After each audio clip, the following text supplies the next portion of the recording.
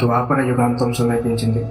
రాజులు దంభమానవశులై నీతి నియమాలు పక్కన పెట్టి విచ్చలవిడిగా వ్యవహరిస్తున్నారు.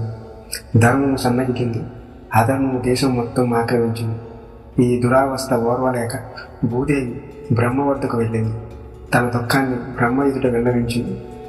నీతి నియమాలు పక్కన పెట్టడం, విచ్చలవిడితనం, ధర్మం అధర్మం అవ్వటం ఇవన్నీ కాల విషములు జరుగుతూ ఉంటాయి. అవి జరుగుతున్నప్పుడు కామందకారాలు లోకం మొత్తం కప్పివేస్తాయి. ఇలాంటి మొక్కులు సంభవించినప్పుడు శ్రీమన్నారాయణుడు అవతరించి వాటిని సంస్కరిస్తాడు. సృష్టి చక్రము తిరిగే పర్వంతము లోపాలను సంస్కరించడం అనేది తప్పదు అని చెప్పి పాల సముద్రం మధ్యలో యోగావస్థలో ఉన్న శ్రీ మహావిష్ణువు వద్దకు వస్తాడు.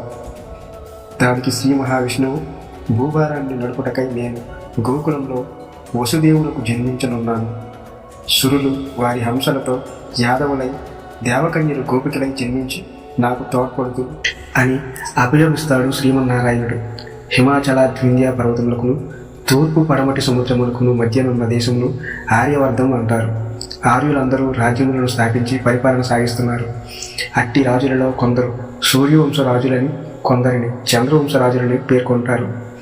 ఆ వంశాలకు సూర్యచంద్రులు మూల పురుషులు కావడం చేత ఆయా పేర్లు వచ్చాయని అంటూ ఉంటారు.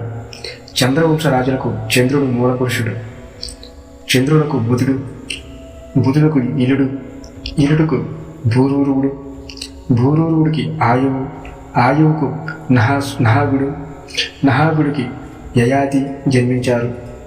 యయాతికి దేవయాని వలన యాదవు, దుర్వసుడు, శర్మిష్ట వలన ద్రుహ్యువు అనువుడు, పురువు అనువారు జన్మించారు.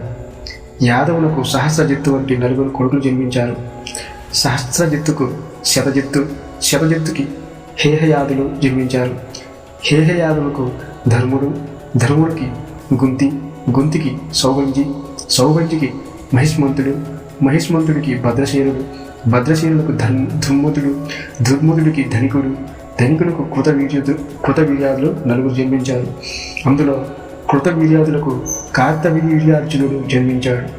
కార్తవీర్యార్జునులకు 1000 మంది కొడుకులు జన్మించారు. వారిలో చాలామంది పరశురాముని వలన మరణించారు. జయధ్వజాదులు మాత్రమే మిగిలారు. జయధ్వజునకు దాలజంగుడు జన్మించాడు. దాలజంగుడికి 1000 మంది కొడుకులు కలిగారు.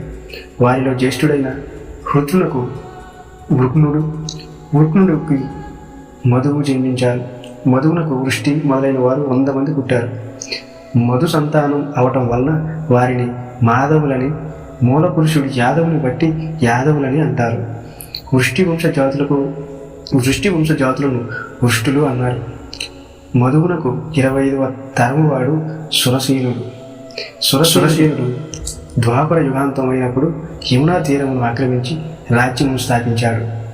సురసేన స్థాపించిన నగరం కాబట్టి ఆ నగరమునకు సురసేనకు మధుర ముఖ్యపట్టణం అయ్యింది.